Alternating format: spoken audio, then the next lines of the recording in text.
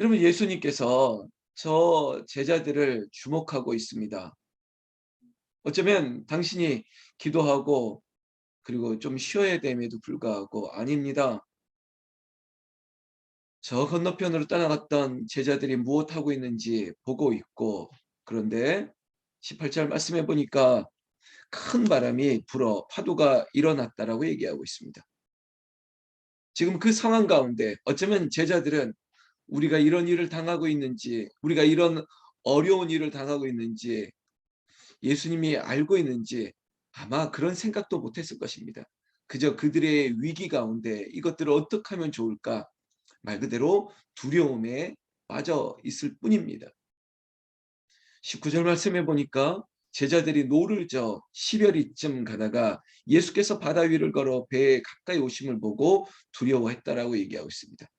어쨌거나 우리가 이 위기를 모면하기 위해서 힘을 다하는 것입니다. 노를 저 만경창파 저 이 바다, 이 파도 치는 바다를 조금 이겨내고 건너가야 되는 노력을 다하는 것입니다. 그게 본능 아니겠습니까? 우리도 어떻게든 이 위기를 극복하기 위해서 애를 씁니다. 그럼에도 불구하고 이 문제를 해결하지 못할 때가, 우리는 막닥뜨릴 때가 있는 것이죠. 어찌하면 좋겠습니까? 그런데요, 그때 주님이 찾아오셨다는 것이죠. 우리가 뒤를 돌아보면 그때마다 주님이 오셨습니다. 그때마다 주님이 우리를 도우셨습니다. 죽을 것 같을 때, 이제 이제 아무 힘도 없고 그저 손을 들어서 자포자기하려고 했던 그 순간에도 주님이 오시는 것입니다. 아니, 항상 그 낭떠러지에, 그 절벽 끝에 서 있을 때 또 주님이 찾아오셨습니다. 세상 끝에서 주님을 만났습니다. 오늘도 여전히 그 제자들에게 찾아오셨는데, 여러분, 바다 위로 걸어 오셨다는 것이죠. 주님이 그렇게 하실 수 있는 분이십니다. 그런데 제자들은 두려웠다라고 얘기하고 있습니다. 어쩌면 당연할 수 있죠. 저가 누굴까? 바다 위로 걸어오는 저것이 누굴까? 20절 말씀에 예수님께서 친히 대답하십니다. 내니 두려워 말라. 내니 두려워 말라. 여러분, 이제서야 제자들이 기뻐서 배로 영접했다라고 얘기하고 있습니다. 여러분, 주님이 기쁨의 원천이 되십니다. 근원이 되십니다. 주님을 모셔드리면 이제 안심이 되고 기쁨이 찾아오는 것입니다. 주 예수 내 마음에 들어와 계시면 기쁨이 오는 것입니다. 사랑하는 성도님들의 심령 가운데, 저의 심령 가운데, 우리 교회 안에, 그리고 오늘 예배하는 기도하는 여러분들의 가정 안에 주님이 들어가시기를, 주님이 여러분들의 기쁨의 근원, 가정의 기쁨, 모든 것들의 기쁨의 근원이 되시기를 주님의 이름으로 축복합니다. 제자들도 기뻐서 배로 영접하니 배는 곧 저희의 가려던 땅에 이르렀더라라고 얘기했습니다. 주님이 오시면 우리가 가던 길로 가는 것이고, 그리고 평안하게 그 땅에 이르게 되는 것입니다. 여러분, 우리가 어디로 가야 됩니까? 우리가 가야 되는 곳이 저 가버나움인데, 우리가 가야 되는 곳이 저곳인데, 그곳에 이르려고 하니까 시험이 찾아옵니다. 파도가 칩니다. 배가 깨어지고 우리가 죽으려고 합니다. 그때 주님이 오시면 우리를 안전한 곳으로, 쉴 만한 곳으로, 그곳으로 우리를 인도하시는 것이에요. 여러분, 예수님이 선한 목자가 되십니다. 우리를 쉴 만한 물가로, 푸른 초장으로, 우리를 안전한 곳으로 인도하시는 분, 그 주님이 새벽을 깨우는 우리를 그렇게 인도하여 주시기를 주의 이름으로 축복합니다. 22절에 이튿날 바다 건너편에 섰는 무리가 배 한 척밖에 다른 배가 거기에 없는 것과, 또 어제 예수께서 제자들과 함께 그 배에 오르지 아니하시고 제자들만 가는 것을 보았더니, 여러분, 제자들의 이야기 말고 다른 관점에서 예수를 쫓아졌던 사람들의 이야기를 기록하고 있는 것입니다. 사람들의 관심은 오로지 표적, 그들의 배고픔을 해결해 줄 그들의 욕구, 그것을 채워줄 우리의 왕이 누구냐, 우리의 임금이 누구냐, 이 로마의 압제에서 다시 한번 다윗의 그 중흥기, 황금기, 다윗의 왕조를 일으킬 해방자는 누구냐, 뭐 이런 것에만 관심이 있습니다. 인간의 욕구가 뭡니까? 배고픔을 채워줘야 되지 않겠습니까? 그런데 병을 고쳐주셨을 뿐만 아니라 여러분 오병이어의 사건을 통해서 야, 저 사람이 우리의 배고픔을 해결해 줄 수 있겠구나.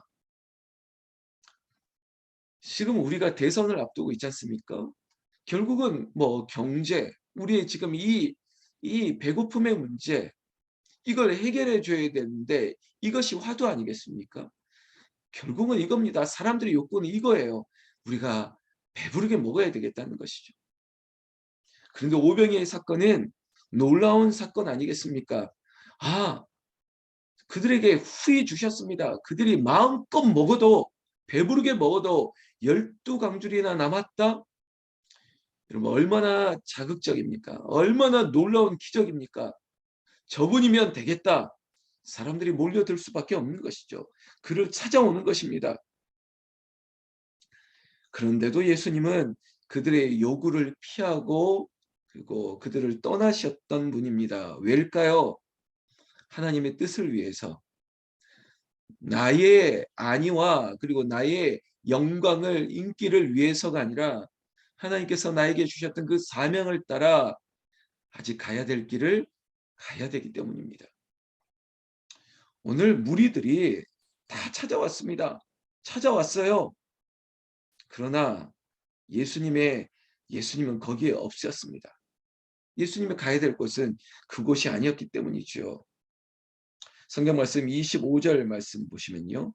바다 건너편에 만나 랍비여 어느 때 여기 오셨나이까 하니, 여러분 예수를 찾으러 가버나움으로 가고 예수를 만나려고 했지만 예수님, 그들이 찾는 예수는 거기 없습니다. 26절에 예수께서 대답하여 가라사대 내가 진실로 진실로 너희에게 이르노니 너희가 나를 찾는 것은 표적을 본 까닭이 아니요 떡을 먹고 배부른 까닭이로다. 물론 제자들뿐만 아니라 많은 사람들이 예수님을 생명의 떡으로 인식을 했을까? 아직까지는 아닙니다. 그저 배고픔을 채워주시는 그 기적을 행하시는 분, 표적을 찾는 까닭이 아닌 것 같아 하지만 아닙니다. 별반 다름이 없습니다. 그럼에도 불구하고 예수님은 앞으로 말씀하실 것입니다. 내가 생명의 떡이다. 너희들이 27절에도 썩는 양식을 위하여 일하지 말고 영생하도록 있는 양식을 위하여 하라. 이 양식은 인자가 너희에게 주리니 인자는 아버지 하나님의 인치신 자니라. 앞으로 이것을 한마디로 말씀하실 것입니다. 나는 생명의 떡이라고. 신명기에도 말씀하셨고, 그리고 다른 복음서에 보면 사단의 시험을 통과하실 때도, 여러분 돌로 떡을 만들어 먹으라고 했을 때도 아니다, 사람이 떡으로만 살 것이 아니라 하나님의 말씀으로 살 것이라고 말씀하셨던 것처럼 앞으로 제자들뿐만 아니라 자기를 따르는 많은 사람들에게 표적도 너희들이 먹는 떡이 아닌 생명의 말씀, 곧 하나님이고 곧 내가 보내신 그다라고 말했던 예수 그리스도가 삶의 본질, 모든 것 되심을 알게 하시기 위하신 것입니다. 너희들이 나를 찾는 까닭이 뭐냐? 다른 말로 너희가 나를 믿는 이유가 뭐냐? 예수를 믿는 이유가 뭐냐? 우리가 기도하는 이유가 뭡니까? 우리가 예배하는 이유가 뭡니까? 그저 한낱, 그저 우리의 기도라고 하는 것이 마치 다른 주술과 변함없이 그저 다른 어떤 다른 종교, 그걸 종교라고 말하고 싶지 않지만 그저 우리의 문제를 해결하기 위한 하나의 도구로 예수를 믿는 건 아니지 않습니까? 우리가 예수를 찾는 까닭이 뭡니까? 하나님 나를 구원하시기 위해 했던 그 놀라운 일들을 위하기 위해서 예수님이 성육신하셨습니다. 그가 십자가의 죽음을 향해서 나아가는 이 걸음 가운데 우리가 예수를 찾는 까닭은, 예수를 믿는 까닭은 우리가 구원을 얻기 위함입니다. 그것은 하나님의 작정이셨어요. 하나님의 뜻이었어요. 하나님의 계획이에요. 하나님의 예정하심이에요. 알 수 없는 놀라운 일이죠. 그래서 내가 예수를 믿는 것 같지만 예수가 우리를 찾으셨습니다. 내가 하나님을 찾는 것 같지만 아닙니다. 하나님이 우리를 우리를 찾으셨습니다. 그리고 내 이름을 부르신 것이에요. 이게 신비한 것이에요.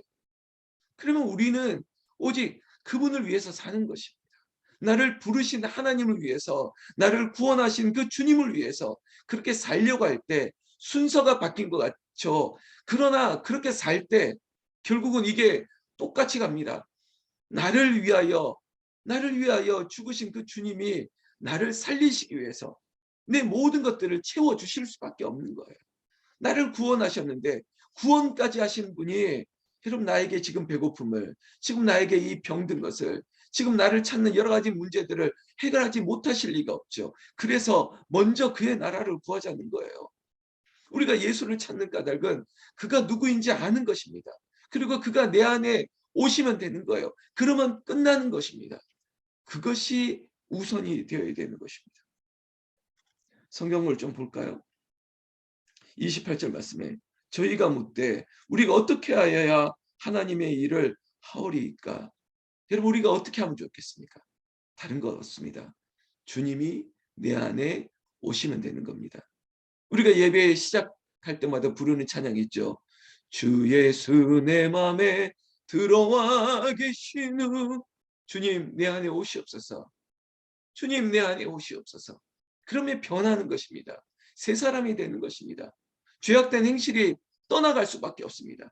주님이 빛으로 오셨는데 어둠이 어떻게 있을 수 있겠습니까? 주님이 채우는 주님으로 안에 가득한데 어찌 다른 것이 들어올 수 있겠습니까? 오늘 마지막 29절에 예수께서 말씀하십니다. 하나님의 보내신 자를 믿는 것이 하나님의 일이니라 하시니라. 어떻게 하면 좋겠습니까? 그저 나를 믿어라. 하나님이 보내신 자를 믿는 것, 여러분 제대로 믿어야 됩니다. 다른 것을 믿는 거 아니에요. 표적을 믿고 그저 떡을 구하려고 하는 그것으로 예수를 믿는 것이 아니라 하나님이 보내신 일을 믿는 것, 그저 나는 예수만 믿습니다. 나는 예수가 내 안에 있으면 됩니다. 그 예수만으로도 족합니다. 목사가 그렇게 살아야 되지 않겠습니까? 이 자리에 있는 모든 성도님들 그거면 되지 않겠습니까? 주님이면 족합니다. 주님이면 됩니다. 그렇게 두려워 떨던 피 안에 주님이 오시니까 기쁨이 회복되었는데 주님이 오시면 되는 거 아니겠습니까? 기뻐하라. 내가 다시 말하노니 기뻐하라. 항상 기뻐하라. 주님이 오시면 지금 우리 안에 두려움, 염려, 근심, 걱정, 주님이 오시면 이거 다 해결해 주시고 우리가 가야 될 그 가버나움으로, 우리가 가야 될 그곳으로, 우리가 곧 이르러야 될 그곳으로 주님이 오시면 다 해결해 주시는 것입니다. 저는 그것을 믿습니다. 요즘 그것을 더 믿고 의지합니다. 아, 목사가 이제 알았어? 그래요, 이제 알았습니다. 주님이 내 안에 오시기를 찾고 구하고 만나는 목사마다 딴 얘기 좀 하지 말아라. 그 사례비 얼마 올랐다고 그 얘기 좀 하지 말아라.